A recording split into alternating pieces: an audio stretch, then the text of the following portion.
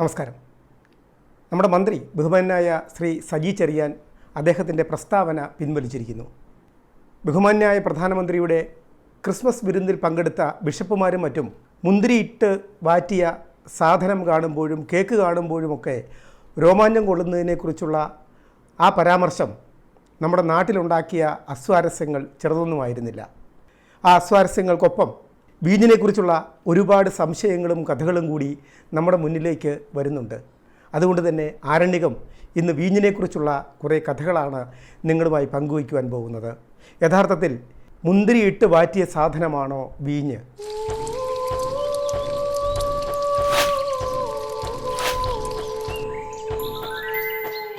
ലോകത്തെ ഏറ്റവും പഴക്കമുള്ള മദ്യം അത് എന്തായാലും വീഞ്ഞല്ല. BC 7000 തന്നെ നേർപ്പിച്ച തേനും പഴച്ചാറുമൊക്കെ ചേർത്ത് ചൈനക്കാർ ഒരു മദ്യം ഉപയോഗിച്ചിരുന്നു. മീഡ് എന്നായിരുന്നു അതിൻ്റെ പേര്. എന്നാൽ BC 6000 ആകുമ്പോഴേക്കും മുന്തിരിച്ചാറിൽ നിന്നും വൈൻ ഉണ്ടാക്കുന്ന സാങ്കേതികവിദ്യ മനുഷ്യൻ കണ്ടുപിടിക്കുകയും അന്നു മുതൽ ഉപയോഗിക്കുകയും ചെയ്യുന്നുണ്ട്. അതായത് മനുഷ്യരുടെ സാംസ്കാരിക അടയാളപ്പെടുത്തലുകളിൽ ഏറ്റവും പ്രധാനപ്പെട്ട ഒന്നാണ് വീഞ്ഞെന്നത്. അത് കേവലമായ മദ്യമല്ല. പ്രത്യേകിച്ചും ക്രിസ്തീയ സഭകളെ സംബന്ധിച്ചിടത്തോളം അത് യേശുദേവൻ്റെ രക്തത്തിന് തുല്യമായാണ് അവർ കാണുന്നത്. വൈനെന്നാൽ മുന്തിരിയിൽ നിന്ന് എടുത്തത് തന്നെ ആയിരിക്കണമെന്നില്ല. അല്ലാത്തതിനെ ഫ്രൂട്ട് വൈൻ എന്നാണ് പറയുക. പലതരത്തിലുള്ള പഴങ്ങളിൽ നിന്നും വൈൻ എടുക്കാറുണ്ട്. ക്രിസ്തീയ സഭകൾ ഉപയോഗിക്കുന്ന വൈനിനെ പൊതുവെ സാക്രമെൻ്റൽ അൾത്താർ വൈൻ എന്നാണ് വിളിക്കുക. അൾത്താരയിൽ കാസയിൽ എടുക്കപ്പെടുന്ന വൈനാണത്. അത് മുമ്പ് പറഞ്ഞതുപോലെ യേശുദേവൻ്റെ ശരീരത്തിൻ്റെ ഭാഗമായി കരുതപ്പെടുന്ന ഓസ്തിയും യേശുദേവൻ്റെ രക്തത്തിൻ്റെ ഭാഗമായി കരുതപ്പെടുന്ന വീഞ്ഞും ചേർത്തുള്ള കുർബാനയിൽ ഉപയോഗിക്കുന്നതാണ്. കേരളത്തിലെ ക്രിസ്തീയ സഭകൾ വൈൻ ഉണ്ടാക്കുന്നതിൽ മുൻപന്തിയിൽ തന്നെയാണ്. അവരുടെ മതപരമായ ആവശ്യങ്ങൾക്ക് വേണ്ടി സംസ്ഥാന സർക്കാർ അവർക്ക് ഇതിനു വേണ്ടി ലൈസൻസ് കൊടുത്തിട്ടുണ്ട്. ഏതാണ്ട് 23ഓളം വൈനറികളാണ്, അതായത് വൈൻ ഉണ്ടാക്കുന്ന ഇടങ്ങളാണ് ഇപ്പോൾ ക്രിസ്തീയ സഭകളുടെ കൈവശമുള്ളത്. ആഗോള വൈൻ ഉപയോഗത്തിൽ വത്തിക്കാൻ തന്നെയാണ് ഒന്നാം സ്ഥാനത്തുള്ളത്. ഏതാണ്ട് 20 ഗാലൻ വൈനാണ് ഓരോ വത്തിക്കാനിലെ പൗരനും ഒരു വർഷം ഉപയോഗിക്കുന്നത്.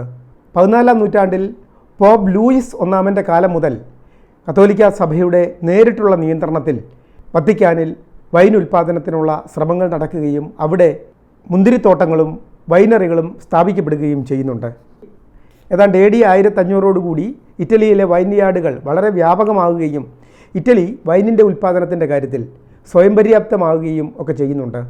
പിന്നീട് ലോകത്തിലെ ആദ്യത്തെ വൈൻ ബാങ്കും വത്തിക്കാനിൽ സ്ഥാപിക്കപ്പെട്ടു. ഇപ്പോഴത്തെ മാർപ്പാപ്പ പോപ്പ് ഫ്രാൻസിസ് അദ്ദേഹം വൈൻ നിർമ്മിക്കുന്ന ഒരു കുടുംബത്തിലെ അംഗമാണ്.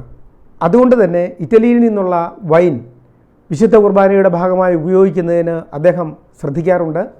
എർമിനിയോ കാമ്പയുടെ റെഡ് വൈനാണ് അദ്ദേഹം പൊതുവെ തൻ്റെ കുർബാനകളിൽ ഉപയോഗിച്ചു വരുന്നത്. ഇതിന് 750 മില്ലിക്ക് നമ്മുടെ രാജ്യത്തെ കണക്കനുസരിച്ച് ഏതാണ്ട് 2000 രൂപയാണ് വില വരുന്നത്. അത്ര വലിയ വിലയൊന്നുമുള്ള വൈനല്ല അത് എന്ന് ചുരുക്കം. മുന്തിരിയിട്ട് വാറ്റിയ സാധനം എന്ന് പറയുമ്പോൾ വൈനിൻ്റെ നിർമ്മാണത്തെക്കുറിച്ച് ഒരു ബോധവും ഒരു ധാരണയും മന്ത്രിക്കില്ല എന്ന് വേണം കരുതാൻ. ഒരു തരത്തിലും വാറ്റൽ എന്ന പ്രക്രിയ വൈനിൻ്റെ കാര്യത്തിൽ നടക്കുന്നില്ല. അദ്ദേഹം വൈനിനെക്കുറിച്ച് തന്നെയാണോ അത് പറഞ്ഞത്, അതോ വാറ്റിയെടുത്ത വേറെ ഏതെങ്കിലും ലഹരിയെക്കുറിച്ചാണോ എന്ന് വ്യക്തമല്ല. എന്തായാലും അങ്ങനെ പറയുമ്പോൾ അത് തീർത്തും സത്യവിരുദ്ധമായ കാര്യമാണ്. കാരണം വൈൻ ഉണ്ടാക്കുന്നതിന് യാതൊരു വാറ്റലും ആവശ്യമില്ല. ബ്രൂവിംഗ് എന്ന് പറയുന്ന വാറ്റ് നടത്തുന്ന പരിപാടി അത് വൈനിൻ്റെ നിർമ്മാണത്തിൽ ഒട്ടുമേ ഉപയോഗപ്പെടുന്നില്ല. വൈൻ യാർഡുകളിൽ, അതായത് മുന്തിരിത്തോട്ടങ്ങളിൽ ഉണ്ടാകുന്ന പഴുത്ത് പാകമായ മുന്തിരി പഴങ്ങൾ അത് പറിച്ചെടുക്കുക, ചതച്ച് ചാറെടുക്കുക, അത് ഫെർമെൻറ്റേഷന് വേണ്ടി ഉറയിടുക, അരിച്ച് തരംതിരിച്ചെടുത്ത് ഏജിങ്ങിന് വേണ്ടി സൂക്ഷിച്ചു വയ്ക്കുക, കൂടുതൽ കാലത്തേക്ക് സൂക്ഷിച്ചു വയ്ക്കുക, തുടർന്ന് ഉപയോഗത്തിനായി ബോട്ടിലിംഗ് നടത്തുക. ഇത്രയും ചേരുന്നതാണ് യഥാർത്ഥത്തിൽ വൈനിൻ്റെ നിർമ്മാണ പ്രക്രിയ. വൈൻ പഴകുന്നതിനെ മെച്ചുറിങ് എന്നാണ് വിളിക്കുക. പഴകും തോറും വൈനിൻ്റെ വീര്യം കൂടും എന്ന് നാമൊക്കെ കേട്ടിട്ടുള്ള കാര്യമാണല്ലോ. അപ്പോൾ അതിന് പറയുന്ന പേരാണ് മെച്ചുറിങ്.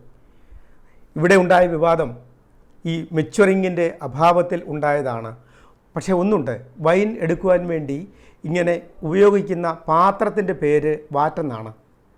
ഒരുപക്ഷേ മന്ത്രി സജി ചെറിയാൻ ബുദ്ധിപൂർവം ആ വാക്ക് ഉപയോഗിച്ചതായിരിക്കാം. പൊതുവെ സ്റ്റീൽ ക്യാനുകളാണ് ഇത്തരത്തിൽ വാറ്റുകളായി ഉപയോഗിക്കുന്നത്. വാറ്റുക എന്ന മലയാളത്തിലെ വാക്കും മിക്കവാറും വന്നിരിക്കുന്നത് ആ ഒരു വഴിയിൽ നിന്ന് തന്നെ ആയിരിക്കും. അതുകൊണ്ട് തന്നെ സജി ചെറിയാന് ഇത്തരത്തിൽ അതിനെ ന്യായീകരിക്കുന്നതിനുള്ള ഒരവസരമുണ്ട്. വീഞ്ഞുൽപാദന കേന്ദ്രത്തിൽ ഉപയോഗിക്കുന്ന പാത്രങ്ങളെയാണ് ഞാൻ വാറ്റ് എന്നതുകൊണ്ട് ഉദ്ദേശിച്ചത് എന്ന് അദ്ദേഹത്തിൻ്റെ ന്യായീകരണം പറയാമെങ്കിലും പൊളിച്ചു നാറുന്ന ആ സംഭാഷണത്തിൻ്റെ ദുർഗന്ധം അടുത്ത കാലത്തൊന്നും നമ്മുടെ സാമൂഹ്യ ശരീരത്തിൽ നിന്നും ഒഴിഞ്ഞു പോവുകയില്ല. ഈ എപ്പിസോഡ് ഇവിടെ പൂർണ്ണമാകുന്നു. നന്ദി, നമസ്കാരം.